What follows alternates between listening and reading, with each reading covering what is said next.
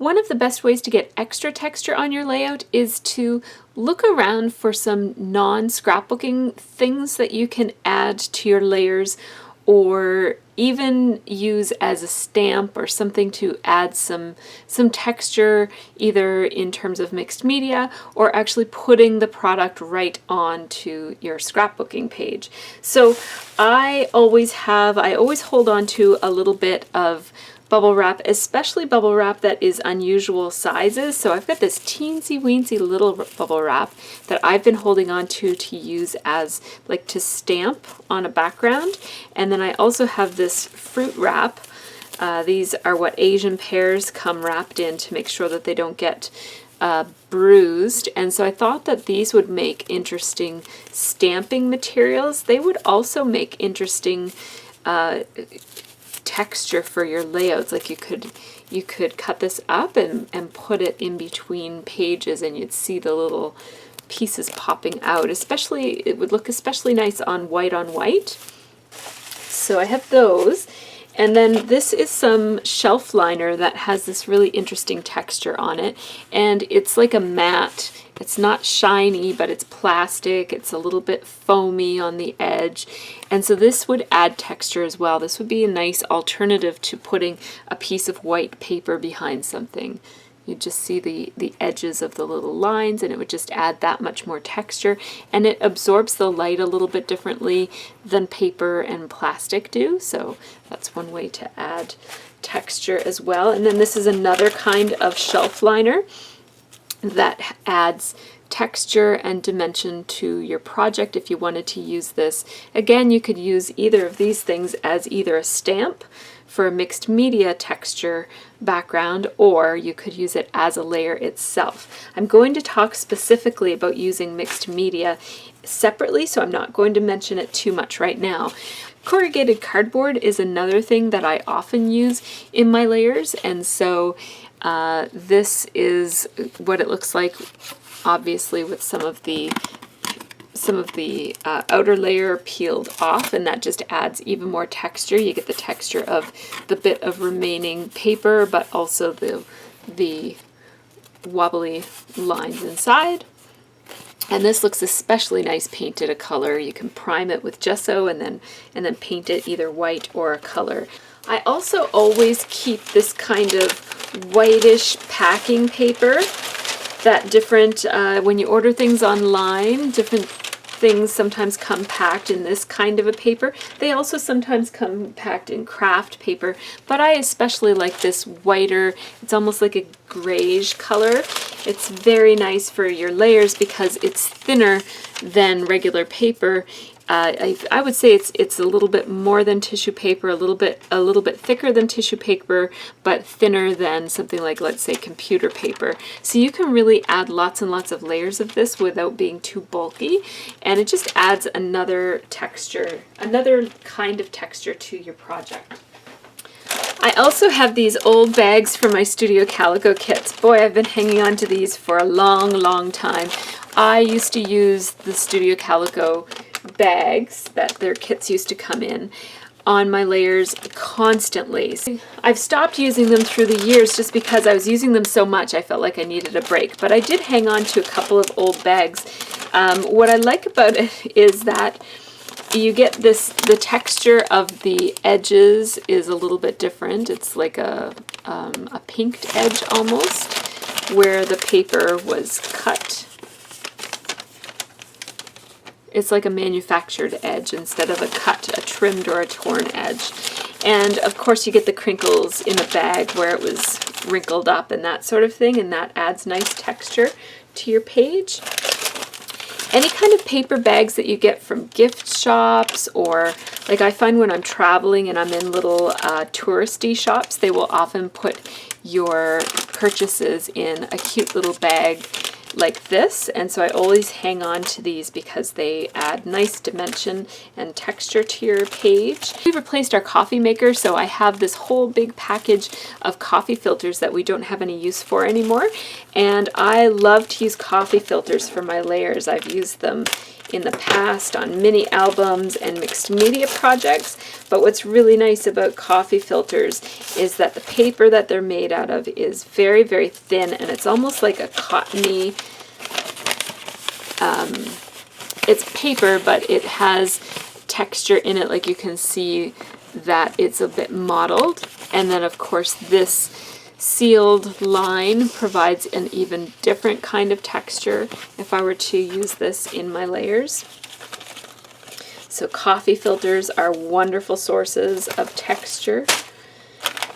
I have a whole drawer full of these Tassimo packaging because what I found, discovered this a long time ago, is that this inside provides a really beautiful texture. What I love about it, it's silver, but it's not super duper shiny, so it hits the light, it catches the light a little bit differently than a really foily silver surface would.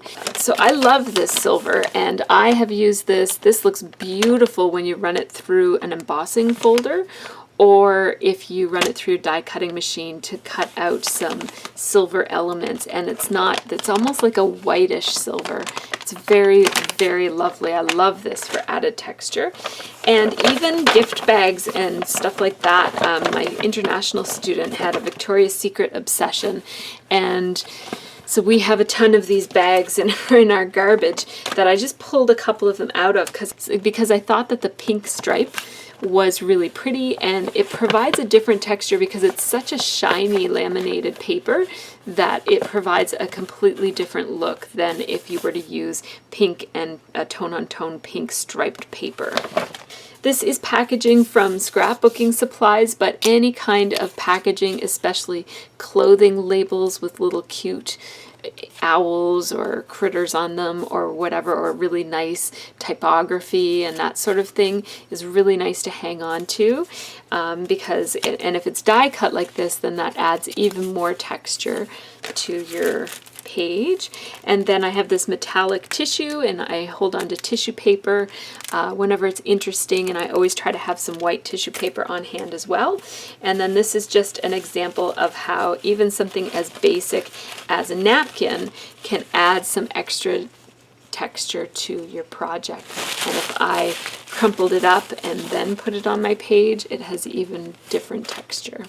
And then I have this here because what I was meaning to talk about was fruit netting, and I don't have any fruit netting. I almost always, whenever we have any fruit that comes in netting, I almost always grab it. It's often orange, which is not the most useful color in the world, but whenever there's white netting, I always grab it, and I use it in my projects.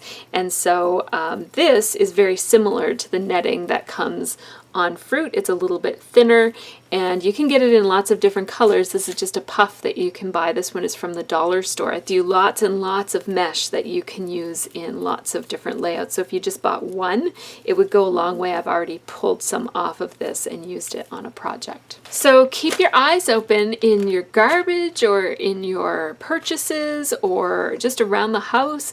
Always keep an eye out for things that you could bring into your scrapbook pages to add texture and dimension to your pages. So the other thing that I do in my scrap room is I have this tray, and it says layering on it, but I call it my texture tray.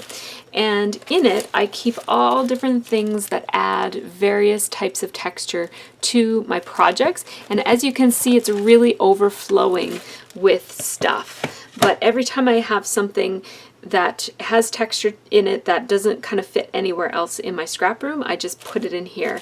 So in here I have some cheesecloth, which looks quite nice white, but also you could dye it different colors. And so, you know, a lot of times I think about Halloween layouts when I think of cheesecloth because it looks like a bit like a mummy or like bandages. But if you just put this in between your layers so that just a little tiny bits of the edges are showing, it just adds a little bit of extra dimension, and it gives you kind of like a casual soft look.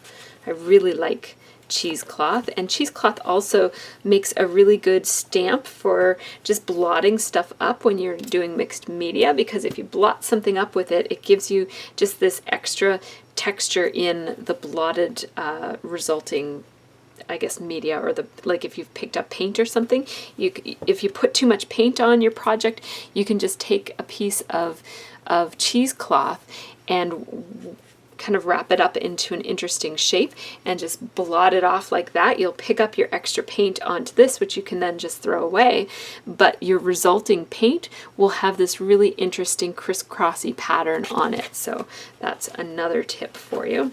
So cheesecloth, I have some burlap, which I could cut up. I especially like burlap when it's painted white. So I have that. I have some shelf liner, which I already talked about. I have some die cuts, which I didn't use. So this was a background shape that from the Scraptastic Kit Club, and I had used part of it, but I had these leftovers, and it's already misted, really nice warm gray color, and the pieces would make beautiful layer elements of texture in between some layers. Even if you couldn't quite see the shape, it still adds quite a bit of texture. I have this newsprint, it's like a waxy tissue paper, and it's made by Tim Holtz, I think, or else Maya Road, one or the other, 7 Gypsies. So made by one of those 3 companies. I have this, again, it's burlap, and it's a banner that I bought really marked down. I don't plan to make an actual banner with it. I'm just going to use the pieces of burlap, which are already this really nice craft and white stripe, and just put it in between some layers at some point. These are little bits left over from Mimosa embellishment kits, and they include this crepe paper that's already been sewn, and it makes really lovely texture. I have waffle paper from Stampin' Up, which you can't buy anymore, but it's basically like an already crinkled up tissue paper is all that it is. And I have it in a couple of different colors, including gold and white.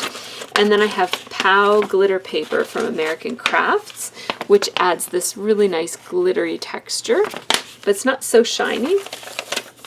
This is some paper that I bought at a stationery store. It has like little shapes of leaves embedded into it. More little bits of waffle paper and glitter paper, more waffle paper.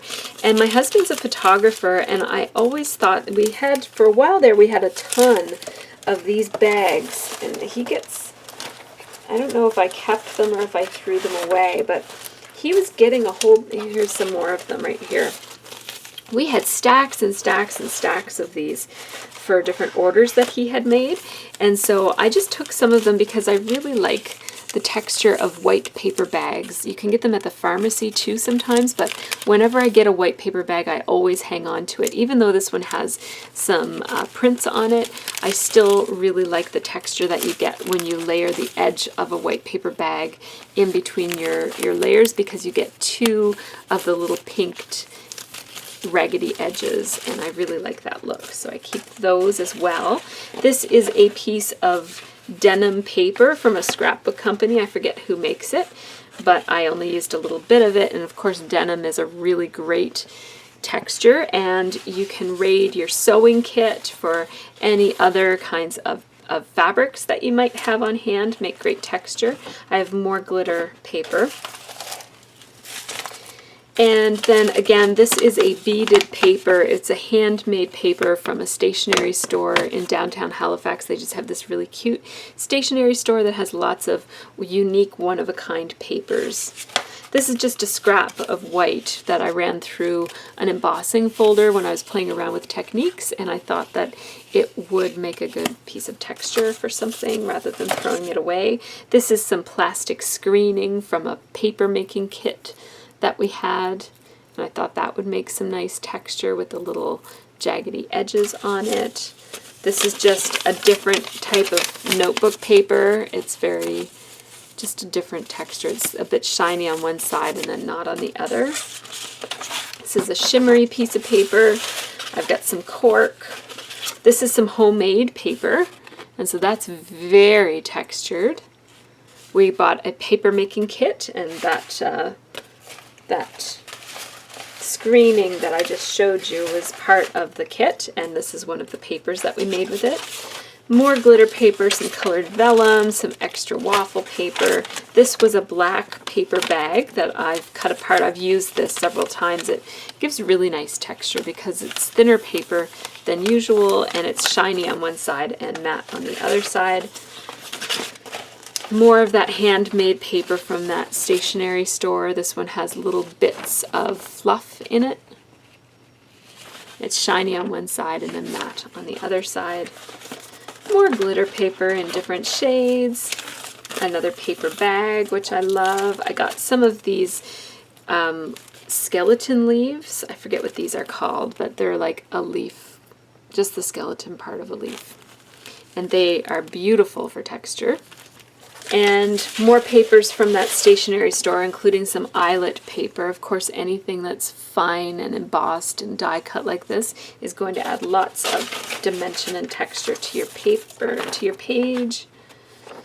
This is like a shimmery piece of vellum, and another piece of beaded paper, and another paper bag, and then some more textured paper. I'm not sure where I got this from, but it has a texture like bark or something, and it's shiny as well. So it's not a bad idea to have a place where you can just put stuff with interesting textures so that you can find it when you need just that little, you know, when you're just not sure, your layers look a little bit more boring than you want them to look. Just grab something from your texture tray. And somehow my texture tray goes back a lot bigger than it came out. But anyhow, just grab something from your texture tray and you'll be all set with some extra texture.